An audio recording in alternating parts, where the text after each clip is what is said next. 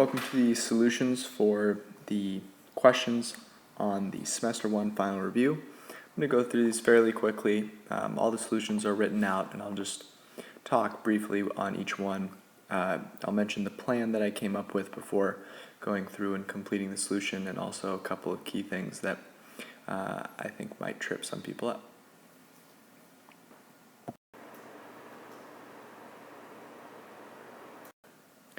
Okay, so the first thing that I want to do here is sketch the graphs of the situation, in other words, both of the javelin throws. So I'm going to need to graph both f of t and g of t.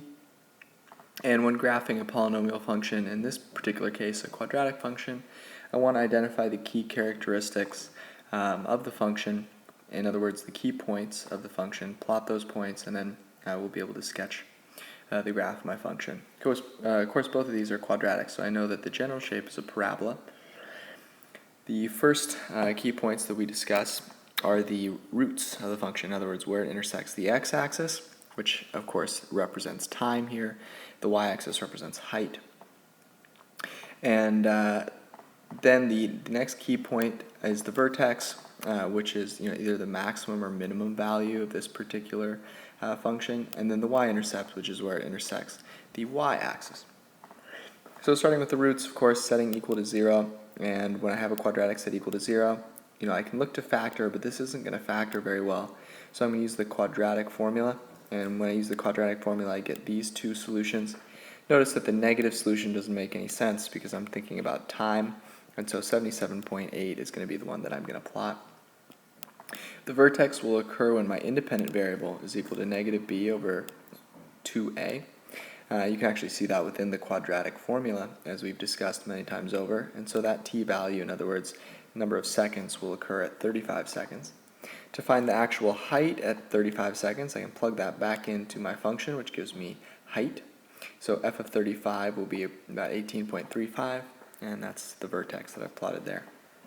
The y-intercept, in other words, the value of the function when x, or in this case t, equals 0, that's where my y-axis is. And so I get 6.1, and that is this point plotted here. And that should make sense because when you're throwing a javelin, obviously when time equals 0, the javelin is still in your hand, and this particular person, they're holding the javelin at about 6.1 feet above the ground. Went through and did the same process for g of t, and computed roots, one negative root again, one positive root. I only plotted the positive root because negative time doesn't make a whole lot of sense. Found the vertex and plotted that point in the exact same way, and the y-intercept. One thing to note is that I didn't go ahead and plot all these points until I'd gone through and found the values of the roots for both and the vertex for both, because I want to make sure that the scale of my graph is appropriate. And so once I've seen that the vertices for both of these are less than 40, 33.7 and 18.35, I know that making my height go up to 40 will enable my graph to be very clear. And the same goes for the t-axis, knowing that my greatest value of t will be 77.8. Now I can answer parts B and C very easily. At which angle is the javelin in the air the longest? And just looking at the graph here, I notice that the t value at which the last javelin, or the javelin which hits the ground last, occurs is going to be here at 77.8. And so that's the 35-degree throw. The 65-degree throw won't hit the ground, or will hit the ground a little earlier at 55.3 seconds.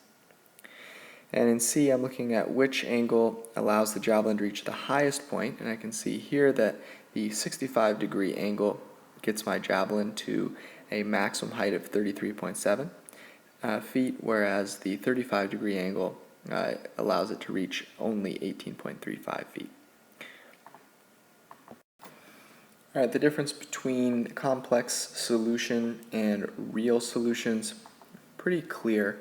When I'm solving a quadratic equation, or really any equation, and I get solutions that involve the square root of a negative number, which is known, of course, as an imaginary number, we call those complex solutions.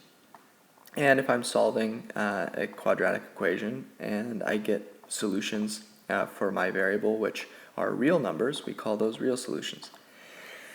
So a couple of examples here. If I'm solving the equation x squared plus 1 equals 0, so here's a graph of x squared plus 1, and you can see from the graph that it's never going to hit y equals 0. This will never be equal to 0. So when we solve this equation, we get complex solutions. And you can see that when you're solving with your quadratic formula, you'll notice the discriminant, of course, is negative.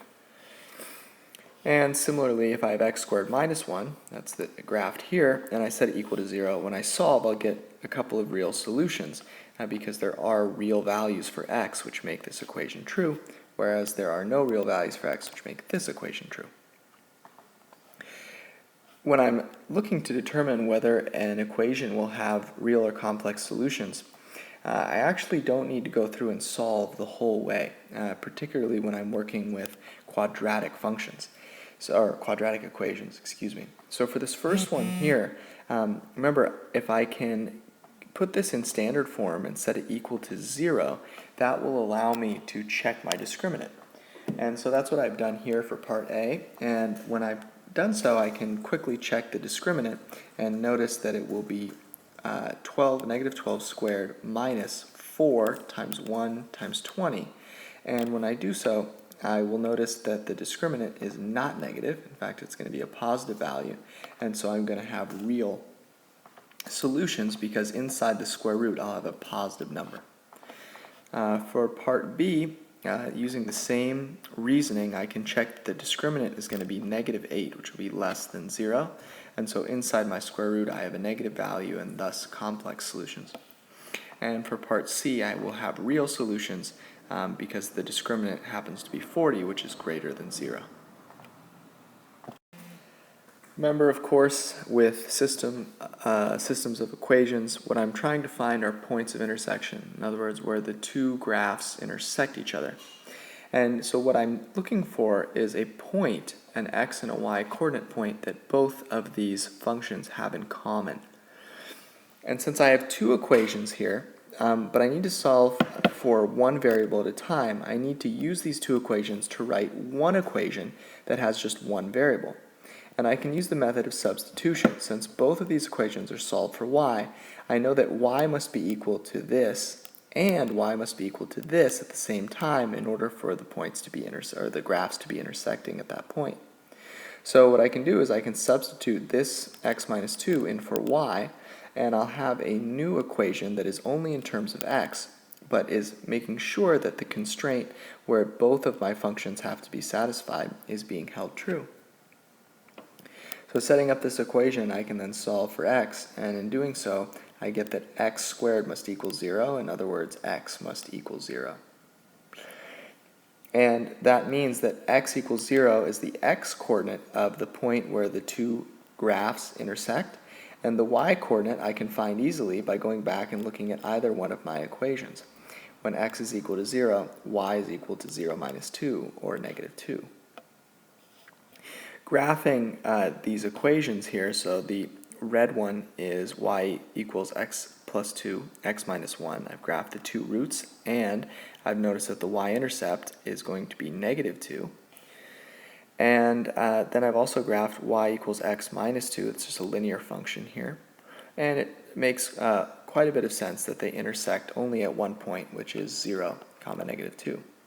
However, if I wanted them to intersect in multiple places, I might think about translating either of these functions vertically. And if I translate the linear function upwards, in fact, if I translate it up 2 units, so it's just y equals x, then it's very obvious that they're going to intersect in 2 places. And so the solutions to this system will have 2 real solutions. Okay, here we're looking at the relationship between the roots of a polynomial and the linear factors of a polynomial. And we know that they correspond to one another. So in other words, if I have 5 roots, then I've got to have I've got to have exactly 5 linear factors, one that corresponds to each root. So combining that with the fact that complex solutions have to come in what's called conjugate pairs, right? A positive version and a negative version, if you will. I now know that when I'm dealing with certain degrees of polynomial functions, there are a set number of real or complex roots that I can handle. So taking a look here, if I have an even degree polynomial that has no real roots, and of course that's possible because even degree means I could have all complex roots and they could all be pairs. So there is an example here. Part B, I have an odd degree polynomial with 3 real roots. And so if you think about, 3 real roots, that means that the other roots, would have to be complex. Well, you could have an odd degree. There's a couple really easy solutions here. You could have a third degree polynomial where all the roots are real. That's very possible. And just to make things a little different, I wrote a fifth degree polynomial where you have 3 real roots and then you have 2 complex roots. And since it's possible for them to come in pairs there, that's perfectly fine. A fourth degree polynomial with exactly 3 roots, and this isn't possible because that would mean you'd have 1 complex root, but we know they come in pairs. An odd degree with 1 real root, and this works perfectly fine. Think about a third degree polynomial. That would give you 1 real root, and then you'd have 2 complex roots. And for part E, an odd degree with 2 real roots, again, that can't quite happen because if you have an odd degree and 2 of the roots are real, then you've got an odd number left over of roots that have to be complex. So a simple way to think about this is if you had a third degree polynomial, 2 of the roots are real, so you have 2 linear factors with real giving you real roots, and then you'll have 1 linear factor that gives you a complex root, and that's just not possible. And finally, a quartic equation with integer coefficients has 2 real roots and 1 imaginary root. Explain why the 4th root must be imaginary, and that's simply because complex roots come in pairs, so you can't have simply 1 imaginary root. And another thing to consider is that if you were to multiply that all out and you had only 1 imaginary root, you'd end up with a bunch of coefficients with I in them. And certainly I is not an integer, and so that wouldn't work out so well. If I want to show that x plus 5 is a factor of this cubic polynomial, I can go to my factor theorem. And remember that the factor theorem says that if you have some value that is a root, then x minus that value will be a factor. So here, if my factor is going to be x plus 5, then my root is going to be negative 5, because that would make this factor go to 0. And if you think about it, x minus negative 5 becomes x plus 5. So I try negative 5 and see that that makes my expression equal 0. So I can conclude that since x equals negative 5 is a root, x plus 5 is a factor by the factor theorem. How many other factors do you expect? So it's a third degree polynomial, and the fundamental theorem of algebra says that the degree of the polynomial tells you exactly the number of roots that you will have, and so we'll have 3 roots and therefore 3 linear factors. And in part C, I want to write the polynomial in factored form, so I need to find some other factors. So what I can do is I can take my third degree polynomial and divide it by x plus 5, and that will tell me the quadratic factor that I'd have to multiply x plus 5 by to get my cubic polynomial. So in doing so, I get x squared minus 3x minus 4, and so now I know that x plus 5 times that quadratic will be my cubic polynomial. And then I can factor my quadratic, and that factors to x minus 4 times x plus 1, and so now I have 3 linear factors that are the same as my original expression when multiplied out. Alright, so here we have the graph of a situation where the y-axis represents the number of miles that a car is away from a starting point, and the x-axis represents the number of minutes it's been going. So just a heads up, I created this situation to give you sort of a crazy answer, so that you really had to be certain that your work was correct, so that you didn't discount what you came up with as being totally crazy. But maybe someday in the future we'll have a car that travels as fast, who knows. We want to compute the average rate of change from 0 to 4, and remember, average rate of change between 2 points is just the slope of the line that would connect those 2 points. In other words, on average, how would you have to be changing to go from one point to the next? So if you consider 0 and 4, and we want to think about, on average, the change that is occurring between those 2 points, what we'll need to do is take the change in the y value, in other words, the change in miles from the 0 to 4, and divide by the total change in x, so that will give us an average. And so if we approximate when t equals 4, when after 4 minutes, that they have gone 1,800 miles, then we'll have 1,800 minus 0, so that'll tell you the change. We are at 1,800 at 4 minutes, and we started at 0. And then we're going to divide by 4 minus 0, because that's the total number of minutes that have elapsed. 1,800 divided by 4 is 450, and this is miles per minute. And one way to remember what the units will be is just to think about what the numerator is measured in and what the denominator is measured in, so you can accurately determine the relationship between the units. So you end up with 450 miles per minute, which is sort of ridiculous when you think about how long a mile is and how short a minute is. Interpreting this in the context of the question, this means that the average speed of the car over the first 4 minutes is 450 miles per minute. Average is the key word here. This is not the speed at some particular instant. It is the average speed over the course of those 4 minutes. In part B, I end up with an average speed of 0 miles per minute, and this is pretty obvious because I'm considering 2 points where the car is in the same place. It has returned to its starting point after 10 minutes. And so obviously, when I consider these 2 points, the change in miles is going to be 0, and so on average I will have traveled 0 miles per minute.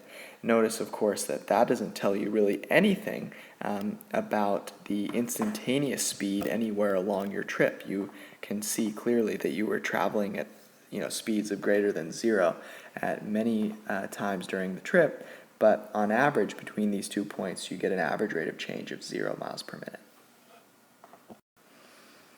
Here we're applying the binomial theorem, and it's important to be able to write it out using summation notation so that you can go through quickly through all your k values and write out your expanded form. I omitted the part where I computed all of the 5 choose 0, 5 choose 1, 5 choose 2, 5 choose 3, and this is the final simplified version. But if you need a refresher on that, definitely refer back to your notes. When I'm finding the coefficient of the y to the 7th term for this expansion, what I want to notice is that I don't need to write out all the terms.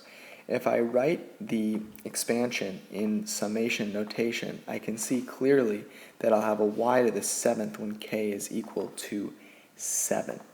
And so I just skip ahead to when k is equal to 7 and compute the coefficient for this particular term.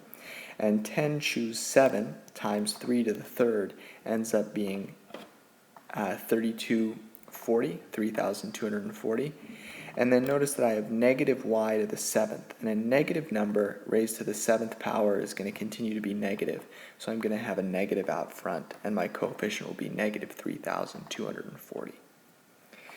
Computing the value of 7 choose 4, I get 35, and I want to interpret this in a real-world scenario. Remember, this is the number of ways that I can choose 4 things from a group of 7. And so you might think of, maybe you're going trick-or-treating on Halloween, and there are 7 pieces of candy, and you get to choose 4. How many different ways can you choose 4 of them? Or maybe you're picking, from 7 different pairs of shoes. How many ways could you choose to buy 4 of them? Many different ways that you can think of making this into a real-world scenario.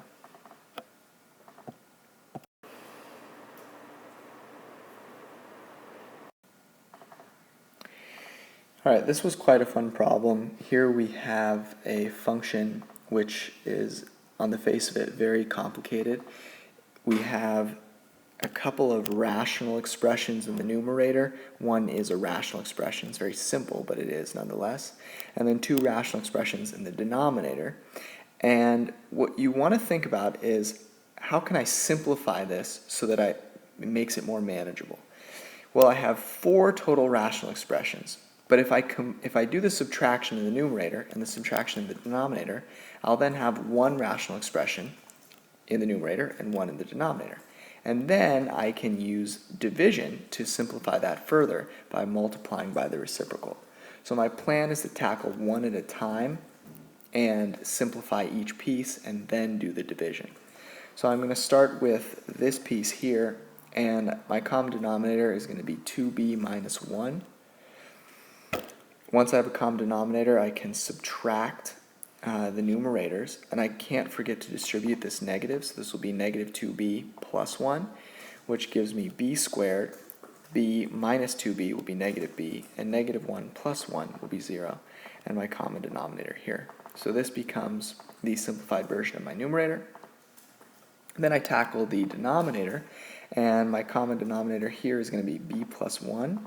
So once I have a common denominator, I can then subtract the numerators. Remember to distribute your 4, so it's 4 times b plus 1, which is 4b plus 4, minus 8 will give me 4b minus 4, and a common denominator of b plus 1. You could factor at this point. You could factor out a 4, so this will be 4 times b minus 1. If you waited to do that until later, that's just fine. So now I can simplify by dividing my numerator and my denominator. Since both of these are rational expressions, I know that dividing will actually be multiplying by the reciprocal of the second rational expression. So the reciprocal of this will be b plus 1 over 4b minus 4. And when I multiply, I'm just multiplying the numerators and the denominators. So I'll end up with b squared minus b times b plus 1. And in the denominator, I'll have 2b minus 1 times 4b minus 4. I can simplify a little bit. I can factor out a b from this term here. So this will be b times b minus 1 times b plus 1. And in my denominator, I can factor out a 4 here, and so I'll have 2b minus 1 times 4 times b minus 1. And notice this gives me common terms in the numerator and denominator. Notice, of course, that before I cancel these out, I have to consider the value of b that would make this 0 over 0, in other words, the function undefined, and that's going to be when b is equal to 1. So I consider, of course, when b equals 1, that would make this term equal 0, and what would make 2b minus 1 equal 0? Well, if you set it equal to 0, you get that b would have to equal 1/2. So the domain is going to be all real numbers except b equals 1 and b equals 1/2. And now, canceling these out, I have a simplified version of my function, which is f of b is equal to b times b plus 1 in the numerator, and in the denominator, 4 times 2b minus 1. All right, last but not least, we're going to add and subtract some rational expressions. This should be pretty fresh because we just discussed it. Remember, when you're adding rational expressions, just like fractions, we need a common denominator so that we can precisely compute the sum or difference in terms of the same number of pieces, if you will. Fraction, of course, you think about splitting something up into fourths, fifths, sixths, whatever it is, and you need to have those denominators be comparable so that you can then compare the numerators together and add or subtract them.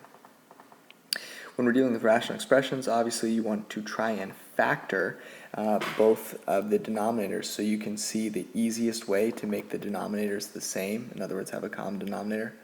In 1 and 2, both of the denominators are already factored to their fullest potential, and so you can see that they have nothing in common, and you're going to have to multiply. In this case, you're going to have to multiply by a minus 5 over a minus 5 and a plus 2 over a plus 2. Don't forget, of course, to distribute. So if you're multiplying a minus 5 times 3, for example, that's going to be 3a minus 15. And if you're multiplying a plus 2 times 4, it'll be 4a plus 8. And now that you have a common denominator of a minus 5 times a plus 2, you can then add the two numerators together, and you get 7a minus 7. Same thing here for number 2. And let's discuss quickly the domain. The domain for number 1, all real values except a equals 5 and a equals negative 2, because that would make my denominator is 0, and there would be division by 0. And here it would be when all real numbers except r equals 0 and r equals -3, because again, I would end up with an undefined function where I'm dividing by 0. Number 3 is a little bit tricky, and at first it appears as though the two denominators have nothing in common, and so you're going to have to multiply each by the opposite denominator. And if you do so and then you simplify, you'll get the correct answer, but it's going to be a lot of work. What makes this a lot easier is if you notice that 3 minus m is just the same as m minus 3 if you were to multiply it by a negative. In other words, you could factor out a negative here. So I've written this down here. 3 minus m is equal to, and if you think about taking out a negative, all of a sudden you'd have, if you pull out the negative, well then you'd have negative times m minus 3. So you notice that if you re-multiply the negative back in, you'd have negative m plus 3. And if you just wrote the plus 3 first and the negative m second, that of course is 3 minus m. So that means that we can rewrite this denominator in factored form where we factored out a negative. So it's negative m minus 3. And this makes things a lot easier because now you notice that these two denominators are the same. The only difference is that there's a factor of -1 here. So you might be tempted to multiply by -1 over -1 with this rational expression. But that would give you a denominator with negative and then times m minus 3, and that's really no fun. It'd be much nicer if we could end up with a denominator of just m minus 3. And that's possible if you multiply this rational expression by -1 over -1, because that'll take care of this negative. And so then you'll end up with 7m plus -5m, which of course is 2m, and a common denominator of m minus 3. If you did it the other way around, where you multiplied by a negative on both sides, on the numerator and denominator of this here, you end up with -2m over 3 minus m. And notice the difference is just that here I would have to factor out a negative, and I'd end up with the same thing I have here. Alright, hopefully that was helpful. If you have any other questions, be sure to come into office hours or shoot me an email.